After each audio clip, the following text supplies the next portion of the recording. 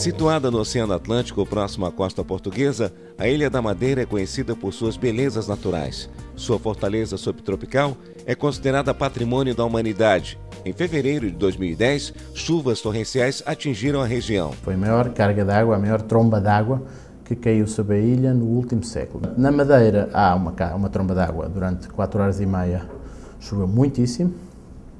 As ribeiras transbordaram, há 3 ribeiras que chegam à cidade principal da Madeira, a capital, que é o Funchal, e portanto foram transbordando ao longo desse percurso. É um percurso muito inclinado pelas vertentes abaixo, o que quer dizer que as ribeiras foram ganhando muita força e a partir de determinada altura foram arrastando tudo o que encontraram, casas, pessoas, casas. Esta é a história natural do que aconteceu. Há depois uma história humana, uma história por isso eu dizia, desastres ambientais. Uma história que é relativamente inegável. Houve ali erros de planeamento e urbanismo.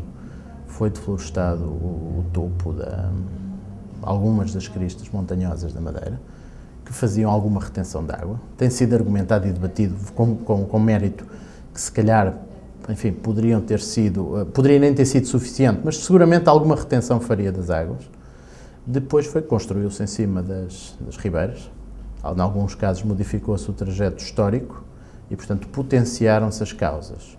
Um terceiro elemento, para o qual nenhum dos planos de segurança estava à espera, foi os comportamentos humanos irracionais. Em novembro de 2008, foi a região do Vale do Itajaí que sofreu com fortes chuvas, enchentes e desmoronamentos. 23 de novembro de 2008, nós moramos no Complexo do Baú, que é uma região composta por 6 bairros, em torno do Morro do Baú, e na noite do dia 23, já durante todo o dia, e na noite então aconteceu a grande tragédia do complexo.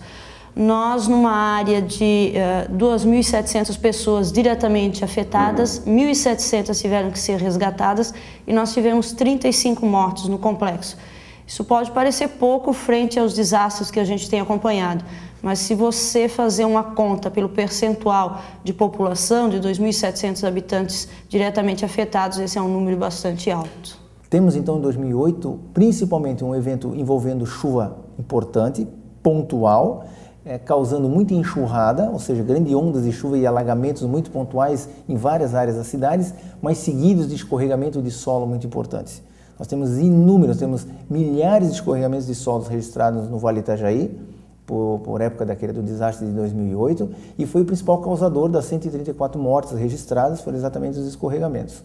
Então ele é um divisor de águas importantes na história do nosso estado, na história do Vale, que ele muda o perfil de desastre, de enchente para escorregamento. Esse foi um dos principais efeitos. E por isso, tudo que existia planejado, as cidades que possuíam algum planejamento eram cidades voltadas para enchente. E muitos dos seus planos não foi possível utilizar, porque não era mais enchente, passou a ser enxurrada. Então ele é um momento importante de mudança de cultura, tanto organizacional quanto da comunidade, porque ele passou a ser uma grande novidade no que diz respeito à sua magnitude e no caos que trouxe, no prejuízo todo envolvido. De lá para cá muita coisa mudou e nós acreditamos que mesmo que ocorram novos eventos similares, o que aconteceu vai ser muito menor.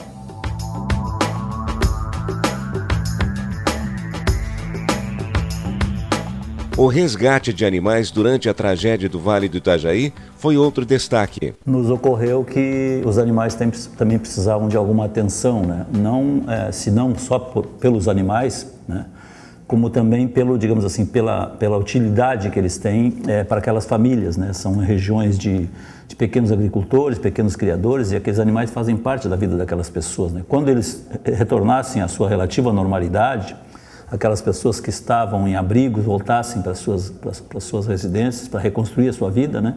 Os animais seriam essencialmente necessários para eles, né?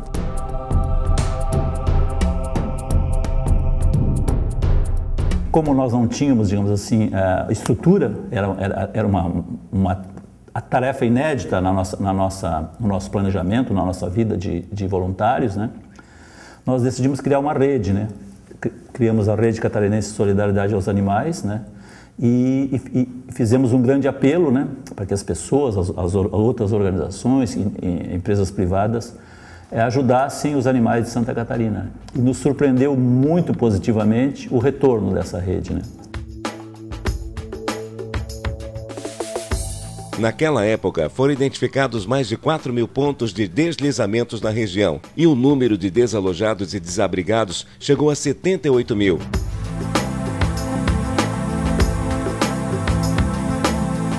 Um ano após a tragédia, cerca de 2.000 famílias permaneciam desabrigadas e 4 continuavam desalojadas. E o que acontece em Santa Catarina acontece em outros estados do Brasil. Pernambuco está com esse problema, Alagoas está com gente morando em barraca. Tem pessoas esperando casas da enchente de 10 anos atrás, no estado de Alagoas e Pernambuco. Então isso é a tragédia.